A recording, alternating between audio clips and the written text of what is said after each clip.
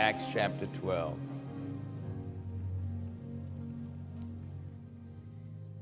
Now about that time, Herod the king laid hands on some who belonged to the church in order to mistreat them. And he had James, the brother of John, put to death with a sword. When he saw that it pleased the Jews, he proceeded to arrest Peter also. Now it was during the days of unleavened bread. It was during Passover when he had seized him. He put him in prison, delivering him to 4 squads of soldiers to guard him, intending after the Passover, everybody say after the Passover, to bring him out before the people. So Peter was kept in prison, but prayer for him was being made fervently by the church. Everybody say fervently, by the church to God. Now that word fervently means stretched out. Everybody say stretched out. Fervently stretched out by the church to God. And on the very night when Herod was about to bring him forward. Everybody say on the very night. Tell somebody God keeps a tight schedule. Unlike American Airlines. That's a separate message. I'll process that one later, and when I can preach it without animosity, I will.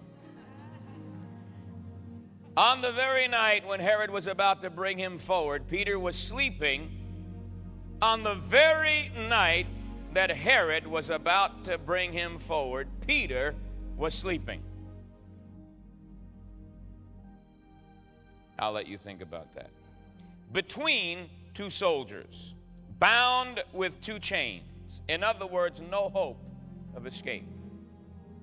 And guards in front of the door were watching over the prison. And behold, an angel of the Lord suddenly appeared, and a light shone in the cell, and he struck Peter's side and roused him, saying, "Get up quickly." And his chains fell off his hands.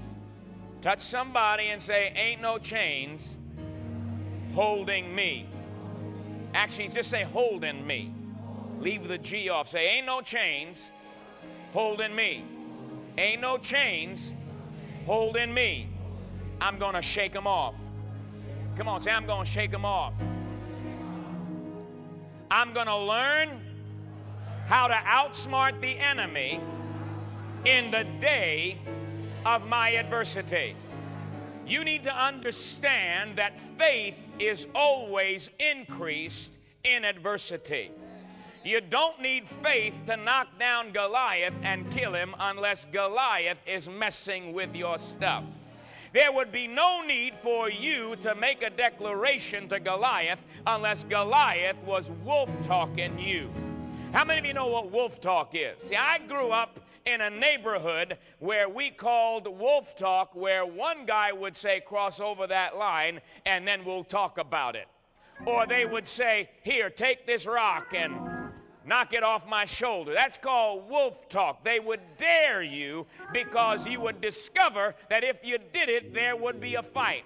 And if there was a fight, there was a date and there was a time, and the whole school showed up to find out who would be the champion. Now, if it was a girl fight, the whole neighborhood showed up. Because the girls did not fight fair. They scratched, they kicked, they bit, they tore. But when the guys fought, there was this circle around them, and they would just go at it until somebody got a beating. Now, I want to suggest to you that there are seasons in your life where whether you like it or not, you've got to put up your dukes. There are seasons in life where you have to understand that part of the journey of faith is the fight of faith, which means if there's a fight, there must be adversity. Those of you that believe in exercise to maintain your health and manage your stress, know that if you are going to go to the gym for a number of days a week and do both cardiovascular and weight training exercises, the only way you tone or build your muscles is by the resistance of weight. The more the weight, the greater the resistance. The greater the resistance, the greater the expansion of your muscle. Faith enlarges in adversity. It is a biblical principle that when you are engaged in the fight of faith, it means God has allowed your adversity to reveal your unknown capacity of faith. Touch somebody, say, ain't no chains holding me. Say it again, ain't no chains holding me. I'm going to learn how to outsmart the enemy in the day of adversity. I don't have any trouble. All I need is to exercise my faith, and there's more faith in me than I've realized, and it takes an enemy to show me what I'm made of. I was born to win. I was not born to lose. Faith is my victory. It overcomes the world, the flesh, and the devil. Greater is he that is in me than he that is in the world.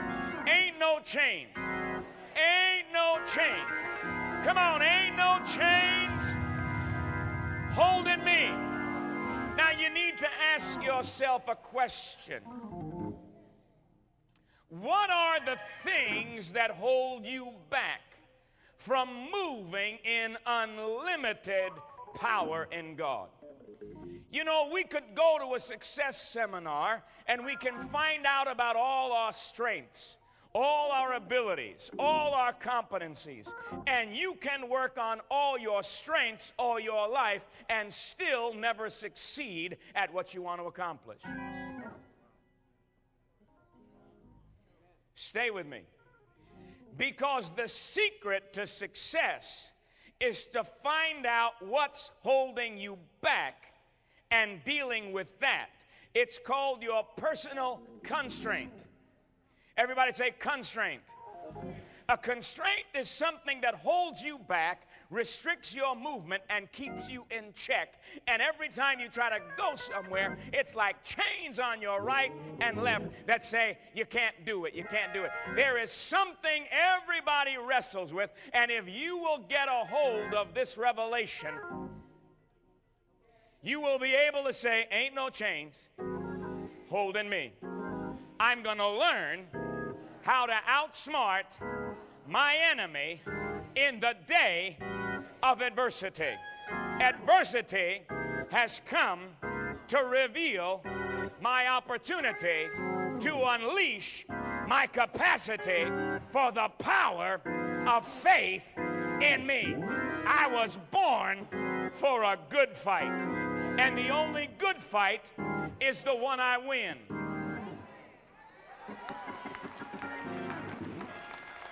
So, you need to understand how to come to terms with your personal constraints.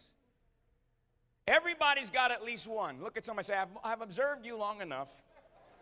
Tell them you might even have 4 or 5, but we won't go there. Your personal constraints. You can spend the rest of your days getting excited about your gifts and your strengths, but it's your weaknesses that are the key. Paul says, when I am weak, then I am, which means you've got to know where you're weak if you're going to be strong. That's why Joel says, let the weak say. In other words, you've got to get a revelation of what's holding you back before you can exchange your weakness for his power. They that wait upon the Lord shall renew their strength. You want to hear it in the Hebrew?